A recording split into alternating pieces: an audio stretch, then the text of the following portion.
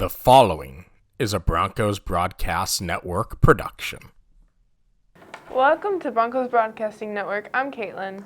And I'm Jeremy. These are the stories for this week's broadcast. We take a look at both March Madness and the World Baseball Classic.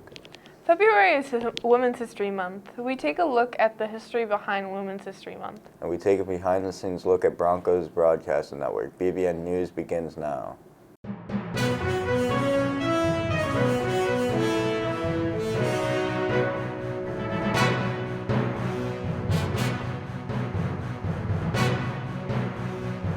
The World Baseball Classic wrapped up on Tuesday. Here's Alec's information on the World Baseball Classic and what the students of DHS thought about the tournament.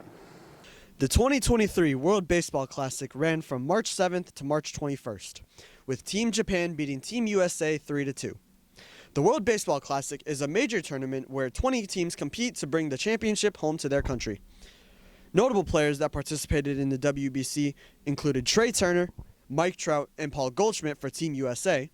The biggest player that participated was two-way star Shohei Ohtani.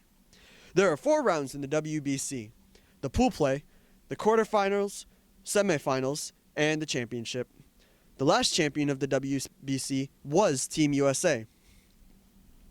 The WBC will return in 2026, where Team USA will hope to reclaim the trophy.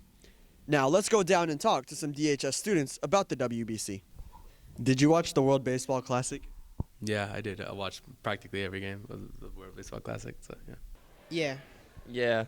I did watch the World Baseball Classic. Baseball is one of my favorite sports. What was your opinion about the WBC? I think the WBC is just it's like a great sporting event. It's like the World Cup, like it's formatted the same as the World Cup, especially with like the 4 years thing. And yeah, I love a sporting event where people can like support the country that they're from. Like I think that's just a great thing that people can just go out and play for their country. It was really good. I really liked it. I think it's a great event.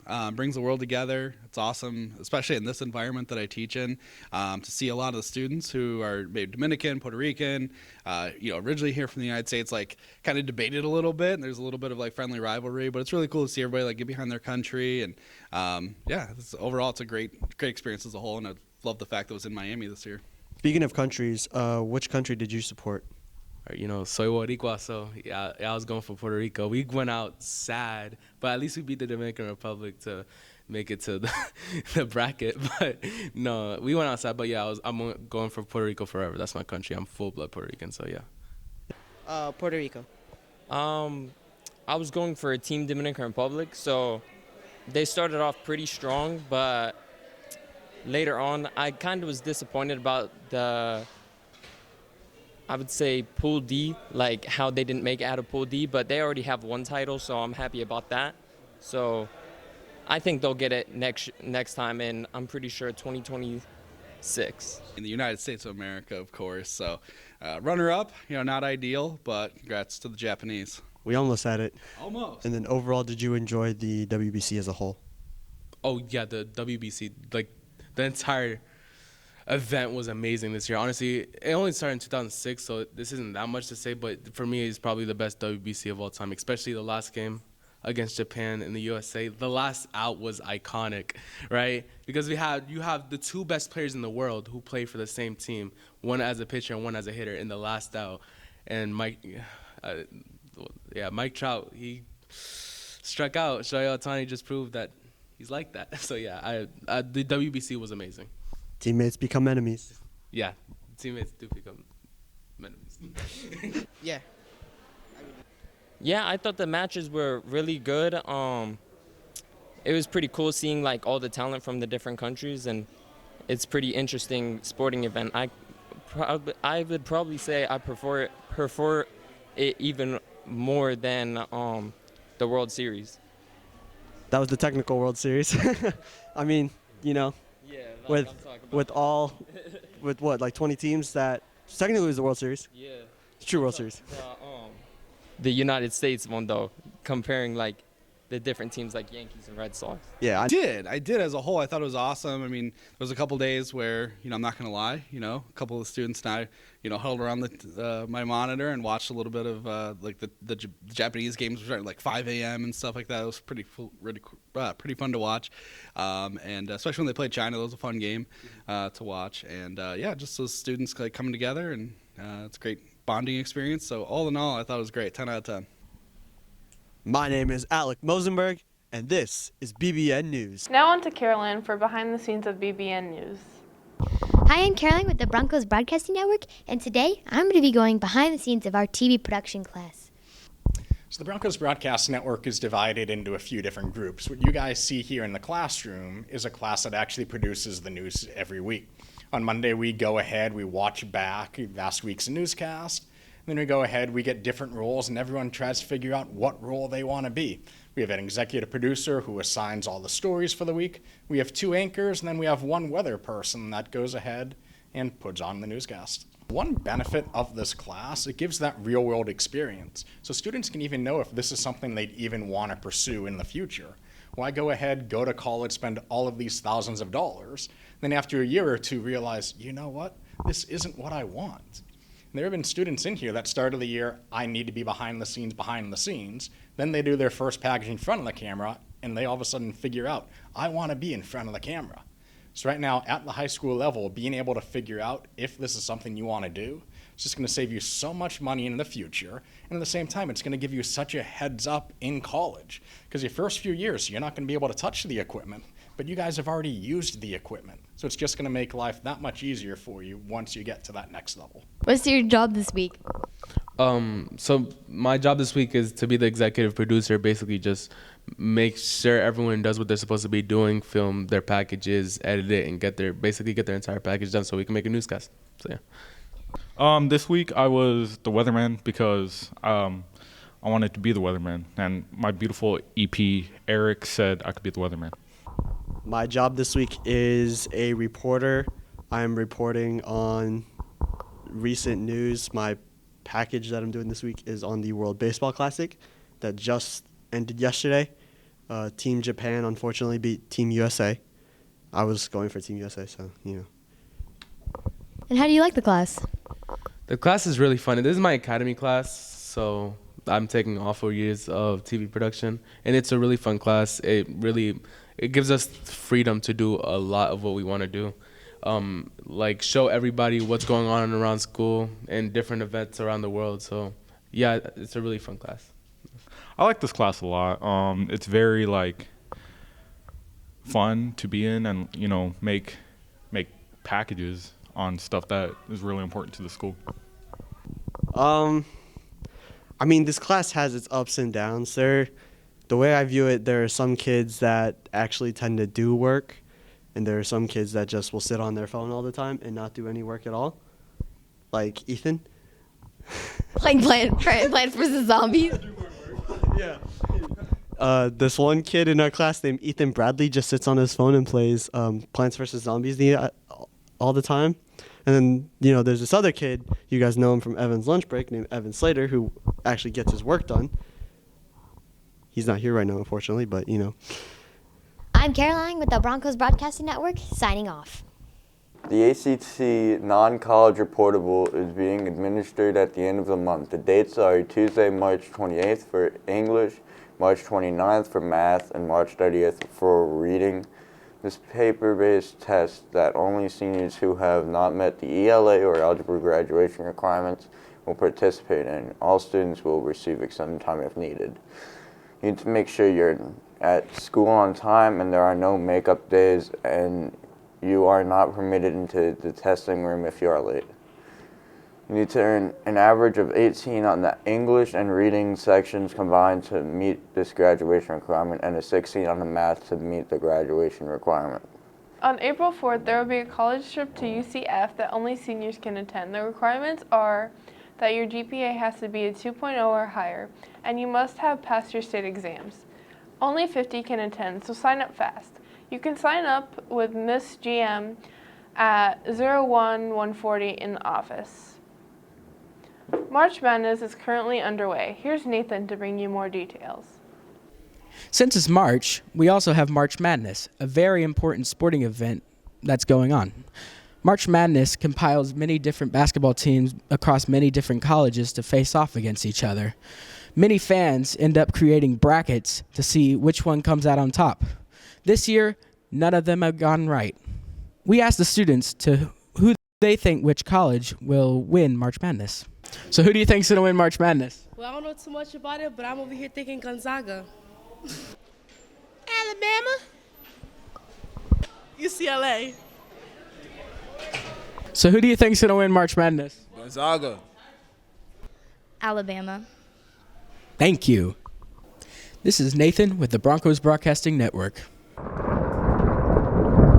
Spring has started. I'm Aiden, and this is our 4-day weather forecast. Saturday will be sunny with a high of 91 and a low of 65. Sunday will be partly cloudy with a high of 92 and a low of 67. Monday will be cloudy with a high of 92 and a low of 68. And Tuesday will be partly cloudy with a high of 86 and a low of 64. That's it, and that's all. Back to Jeremy. In 1987, March was designated as Women's History Month, and this month we highlight the contributions of women to events in history and contemporary society. Now to Yaitha with more information. The celebration of Women's History Month grew out of a week-long celebration of women's contributions to culture, history, and society organized by a school district of California in 1978. A few years later, the idea caught on communities, school districts, and organizations across the country. In 1980, President Jimmy Carter issued the first presidential proclamation declaring the week of March as National Women's History Week. 6 years later, the National Women's History Project successfully petitioned Congress to expand the event to the entire month of March. The Women's History Month is not an international celebration, but the International Women's Day is March 8th, which is celebrated as a focal point in the women's rights movement, bringing attention to issues such as gender equality, reproductive rights, and violence and abuse against women. What does Women's History Month mean to you? I think it means like a month to celebrate women and all their accomplishments and just like appreciate them in general. I think it's important because it's giving us the credit that we deserve, because I have a single mom. So I think it's good to highlight and appreciate women because we honestly do more than men. No shade. But I feel like, I don't know, women are powerful. So, yeah, that's it. Women give life, so, if it wasn't for us, y'all would not be here. It means basically like freedom, because like for all this time, like from even like back then, like we weren't even allowed to vote, we weren't allowed to have jobs, we weren't allowed to like do important things, and now like we're being able to do like more important things. We get appreciated and noticed for things that we do. So, yeah. I think it means it's a month to, be appreciative of all the women in the world. It means empowerment and being respected and appreciated. El Día de la Mujer es un día muy especial porque es el día que se honra a las mujeres, ya que las mujeres son muy especiales en esta vida, porque prácticamente hacen todo en la casa, ayuda y demás. Y nada, las mujeres son alguien para honrar, ya que son muy especiales en esta vida. Like showing appreciation to like women because, without us, you would not be here. So, empowerment, just like that. I'm Yaitha, and this is for BBN News. Tomorrow, the Davenport Broncos will host a track meet here at the ranch. Here's Jerry-O with more information. This weekend, there is a track meet at Davenport High School, and the schools that will be attending are Bartow, Frostproof, Kathleen, Lake Wales, Lake Gibson, Cypress Creek, Mulberry, Ridge Community, Windermere Prep, Windermere High, Ridgeview Global, Lake Buena Vista, and come on and support the track team this weekend, and good luck to those who are on the team. What track event do you major on? Shot put and discus. Can you tell us more about the track meet on Saturday? Yeah, so this Saturday we're hosting our first home meet of the year. It's going to be huge. We're having a lot of concession stands show up, multiple cars, food trucks, things like that. It's going to be great. How are you helping your athletes stay fit and improve? So as the throwing coach, I have them going to the gym, working out. We practice on lifting as well as flexibility workouts for throwing, shot put, discus, and javelin. So yeah. Do you have anybody who stands out? Yeah, one of our female shot putters, Alexis Anstat, she is currently throwing 30 meters in discus, so that's 100 feet. It's crazy. All right, thank you. What track event do you major on? The 200. I do the 1, 200, and do the 4x1, and I might do shot put on Saturday. I major in shot put. What is shot put? Shot put is an event where you throw a 12-pound ball as far as you can. Well, there are two forms, but I'm not going to go in depth. Do you have anyone that stands out? Landon Peters. My boy Michael, he's always there every day. Need him to motivate, and really that's really much. On our team, I'd say Alexis Anstat. This is Gerald Big, and this is for Broncos Broadcasting Network. Zombie Prom is coming up this Friday and Saturday. Here's Elias with more information. Hey Broncos, my name's Elias, and I'm coming to you with the story on our spring production here at Davenport High School, which is our Zombie Prom. Zombie Prom is a show about a kid who falls into radioactive waste, and, well, I guess I'll leave it to when you guys see it. Here we'll be coming to Gabriel and Lynn. Those are our two stars. Gabriel will be playing Johnny, and Lynn is playing Toffee. I'm here with Leah Rodas. So can you tell me what your part is in the show? I am Toffee. I am the lead female role. And are you excited for the show? Any expectations? I'm pretty excited. I just hope this goes well. We've been working for a few months for this with nonstop singing and dancing and going over blocking and everything. So I just honestly hope that it goes okay. I don't have a lot of high expectations because we're just high school kids trying to get through a musical, but we've been working hard and I just hope that everything goes well. Well, break a leg. Thank you. So I'm here with Gabriel Narvaez. Tell me what your role is in the play. Well, I play Johnny. I am the zombie who comes back from the dead. And are you excited? Have any expectations for the show? Well, I am very excited because I got one of the main roles, and it's as my first ever main role in a musical. And for my future is very interesting. And also, I've been very interested in this theater production, and hope this Friday people come and see us. Well, I'm excited to see how the show came out. I'm live signing up for the Broncos Broadcast Network. Thank you for joining us this week for Broncos News. I'm Jeremy. And I'm Kaylin. We'll see you next time.